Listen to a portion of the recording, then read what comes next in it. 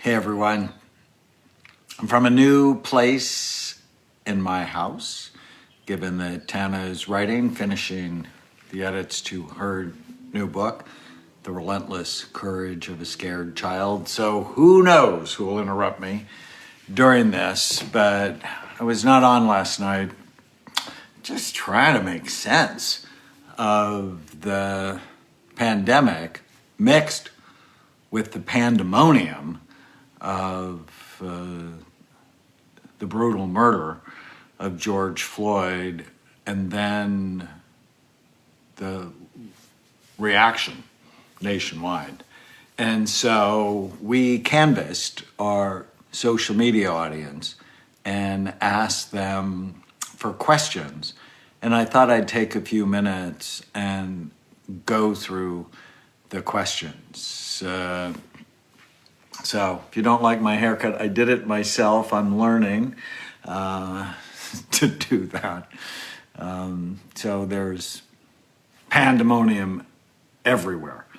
I want to start. I've been telling you that I've been working with the Newport Beach Police Department, creating a brain-healthy police department so that our police officers who are under chronic stress, right?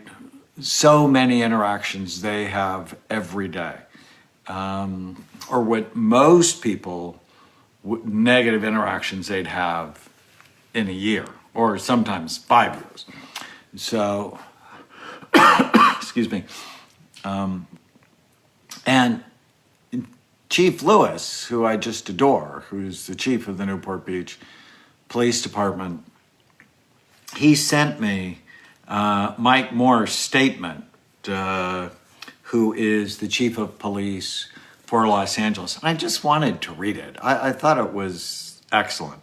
He said, in response to recent demonstrations, we stand with our communities and rebuke any incidents of police brutality.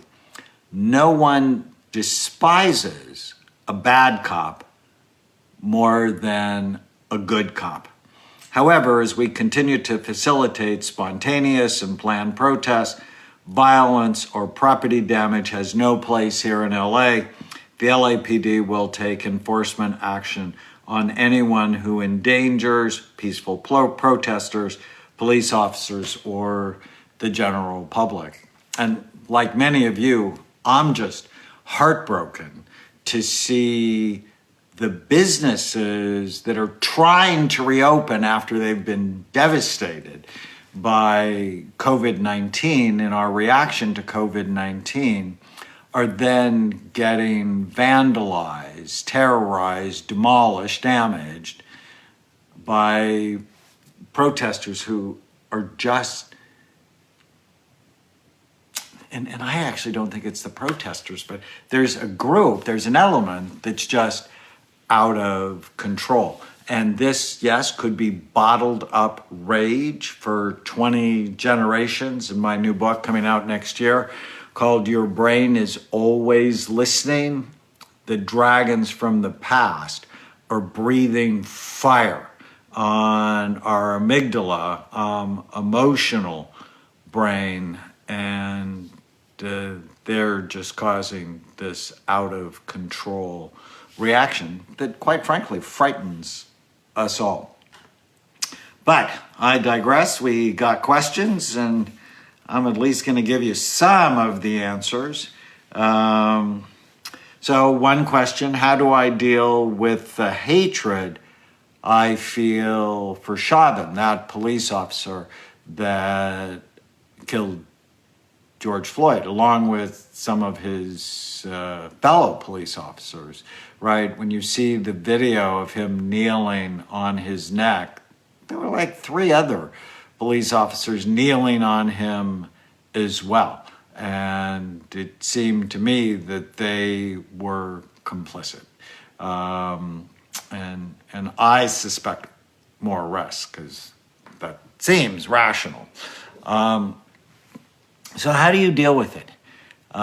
You clearly want to hate the behaviors, but behavior is way more complicated than most people think. And we've talked about there's 4 circles to understanding behavior. There's a whole biological circle. So we don't know what his brain looked like. Did he have trauma? Did he have obsessiveness and racism in his family? And hear me clearly, it is not an excuse. But if we don't understand it, like with the school shooters or the mass shooters or the suicide bombers, if we don't understand it, we're not going to make any progress. Easy to hate, easy to judge. The harder question is to go, why? So you can begin to prevent it if that's possible. And, these dragons from the past are just unleashed on our society with the pandemic and now this. The second question was, how do I deal with anxiety attacks? And you want to have a very specific strategy for dealing with the anxiety attacks. And my book, The End of Mental Illness, that I've been talking about, that is doing great today on Amazon, so help it. Buy your friends copies. The End of Mental Illness, I have very specific things. Before you take medicine, become masterful at diaphragmatic breathing. Learn how to kill the ants, the automatic negative thoughts that steal your happiness. Supplements like GABA, magnesium, theanine, ashwagandha can all be helpful to just sort of calm down your nervous system. Third question, how can I live without constant fear that something bad is going to happen? Whenever you're in the past with regret or the future with fear, you're suffering. And what I want you to be is, yes, understand and learn from the past, prepare for the future, but try to stay in the present as much as you can. Since my dad's death, I think I mentioned, I was helping my mom go through papers, and all of a sudden, there's a picture of my dad in the mortuary, dead. And it was initially traumatic. But what I did, and this is what I want you to do with traumatic incidences that sort of get stuck in your brain, is I want you to cross your arms, touch each shoulder, and then stroke down as you think about the image, but you connect it with something better, something healthier. So I saw that image of my dad who was dead, and then as I did this, and I just imagined him at peace, that he's no longer suffering, that he was sort of headed to having memory problems, and I know he would have just hated that at 90. And as I did that, the image of my dad actually became a peaceful image, a soothing image. Because my initial response was shredded. But I didn't, because I want to be able to see him where I can imagine touching him and having that last connection, if you will. So living without fear of something bad's going to happen. Something's bad's going to happen. We're all going to die, right? That's the death dragon I talk about in the new book. So you have to make peace with the death dragon, knowing he's coming, so our time is limited. And Elizabeth Kubler-Ross, one of my favorite quotes, it's the denial of death that is partially responsible for us living empty, purposeless lives, for when we think we're going to live forever, we don't do the things we know we should do while we're here on earth. And I think we're here to make a difference in the lives of other people, which is why I'm here for you when people go, oh, you're 65, when are you going to retire? And it's like, never. Because to do what? Play golf? I mean, really? You're going to chase a little white ball around a golf course? I mean, I don't get that. Plus, my language would get really bad on a golf course. I come from a family of golfers, and I tried. Next question. How do you keep positive during a pandemic? This is so uncertain. You know, I love, in fact, I haven't read this in a long time to my group, but there's something I keep on my master to-do list. And it's a quote from C.S. Lewis. And C.S. Lewis, one of my favorite authors, he wrote Mere Christianity, the Screwtape Letters, one of my favorite books of all time called The Great Divorce. If you haven't read it, it's spectacular. He also wrote The Chronicles of Narnia. And 1948, he's writing this. And he's writing it about the atomic age. So I'm just going to replace the atomic age with COVID-19, and you'll see how it applies. In one way, we think a great deal too much about COVID-19.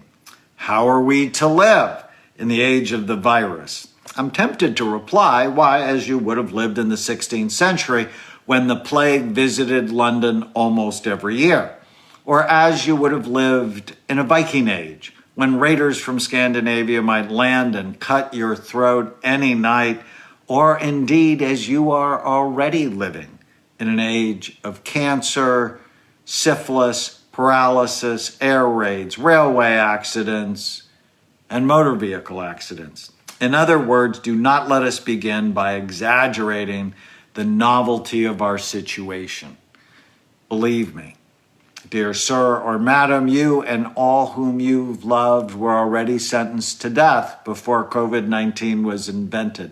And quite a high percentage of us were going to die in unpleasant ways. We have indeed one great advantage over our ancestors: anesthetics and painkillers. And we still have those. It is perfectly ridiculous to go about whimpering and drawing long faces because the scientists have added one more chance of painful and premature death to a world which already bristled with such chances, and in which death itself was not a chance at all, but a certainty. This is the first point to be made, and the first action to be taken is to pull ourselves together. I love that. If we are all going to be destroyed by COVID-19, let the virus, when it comes, find us doing sensible and human things. Praying, working, teaching, reading, listening to music, bathing the children, playing tennis, chatting with our friends, not huddled together like frightened sheep thinking about the virus. It may break our bodies, a microbe can do that, but they need not dominate our minds. I just love that. And when one of my doctors, Rishi Sood from New York, sent it to me, I was just so grateful because I think it's just so appropriate at this time. The next question, can I protest and not get COVID-19? I'm nervous, but want to support. So one of my patients, who's a really well-known person, wanted to go protest. And she writes music. I'm like, write a song, record the song, talk to your, just very large social media following, talk to your social media following, do what you can, don't go out there, you're gonna expose yourself to the virus. And this is very unpredictable. You do not want to be in an unpredictable situation. Remember that we talk about a lot. Some anxiety is good. So to go where violence may break out, I was watching about Santa Monica, Los Angeles, Atlanta. I'd been to CNN a whole bunch of times to be on TV. I was horrified that. I've been to the White House. I've been to St. John's Church across the street at Lafayette Park. And to watch it on fire, it's just horrifying.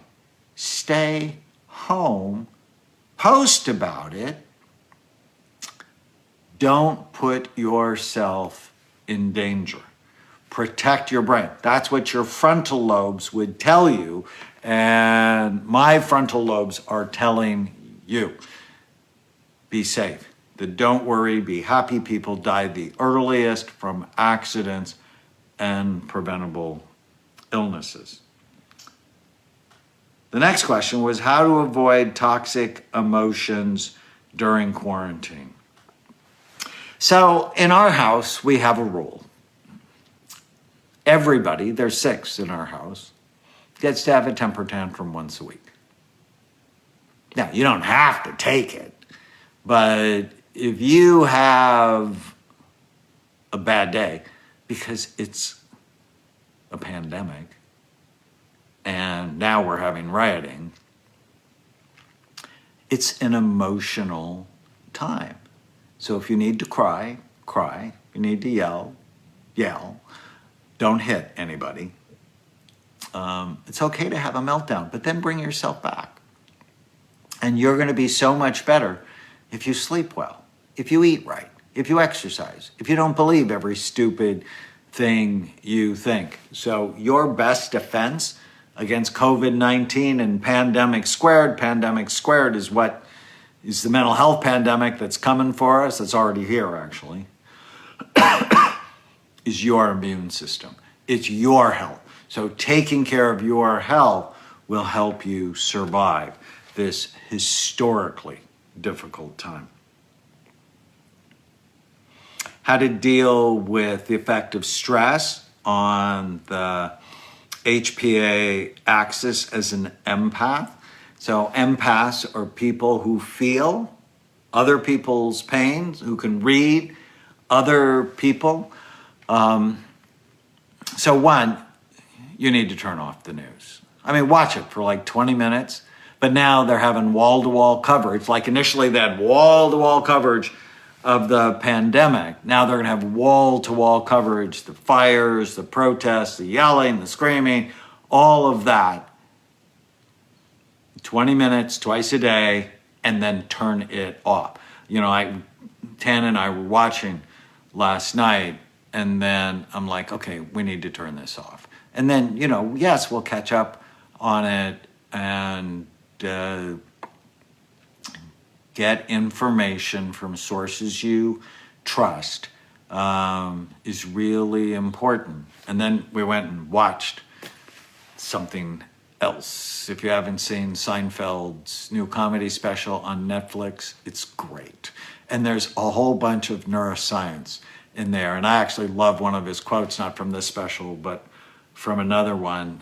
But it sort of came out. It's like the brain is a sneaky organ. We all have weird, crazy, stupid, sexual, violent thoughts that you should never hear. There's a whole part on marriage that's very funny that Tana and I watched together, and it was really hysterical.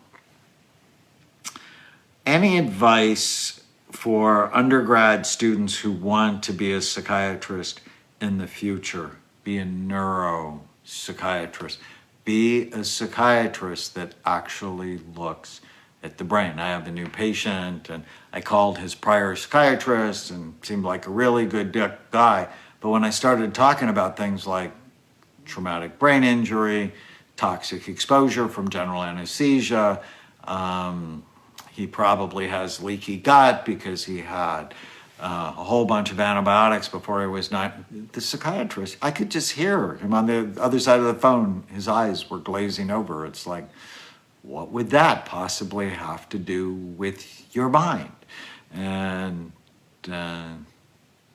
so if you become a psychiatrist, you should also do functional medicine training as well, either at the Institute for Functional Medicine or at A4M, the American Association of Anti-Aging Medicine. It's really so much more than anti-aging medicine. But that's what I'd recommend if you're going to be a psychiatrist. And ways, again, if you're hypothalamus, pituitary, adrenal axis, HPA axis is overactive, you want to purposefully find ways to calm it down. It's really important. In fact, I just was going through my new book. I'm working on editing it, and I want to just read you this, and then we'll finish with this. I think you'll really like it. But it's in Taming the Trauma Dragon, or basically it's the wounded dragon.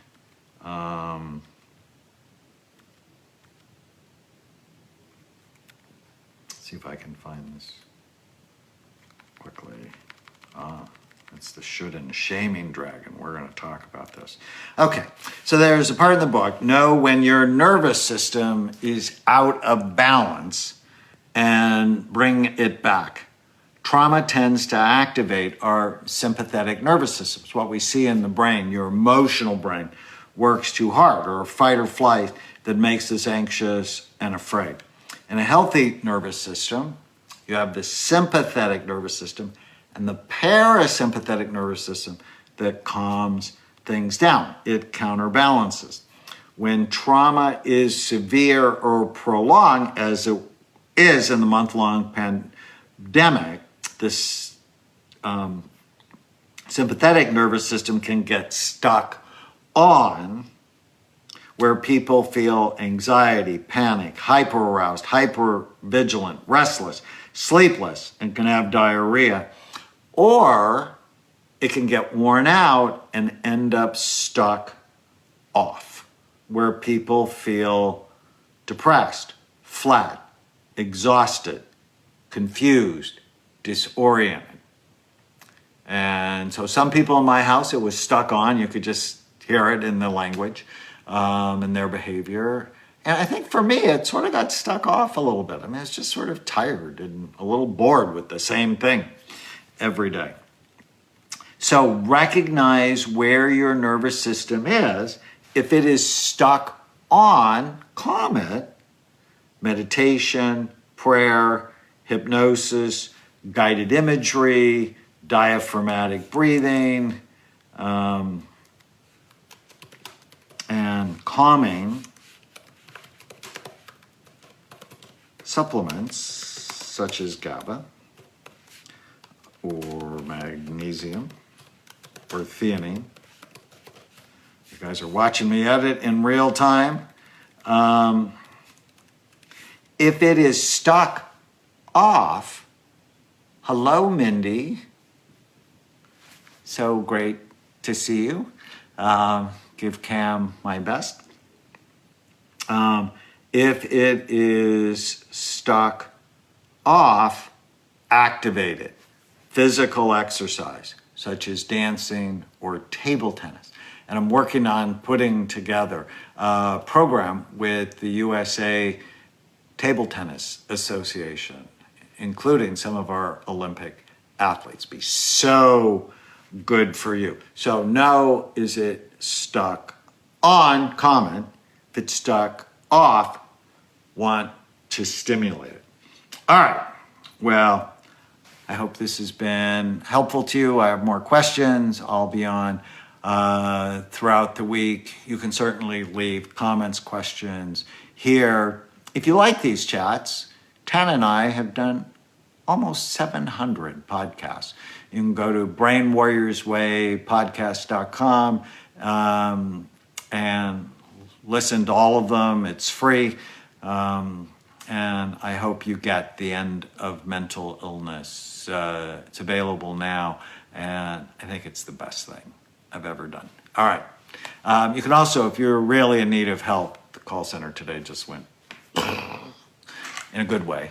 You can go to amenclinics.com, get the phone number, call us, fill out a form, we'd be thrilled to help you. Okay,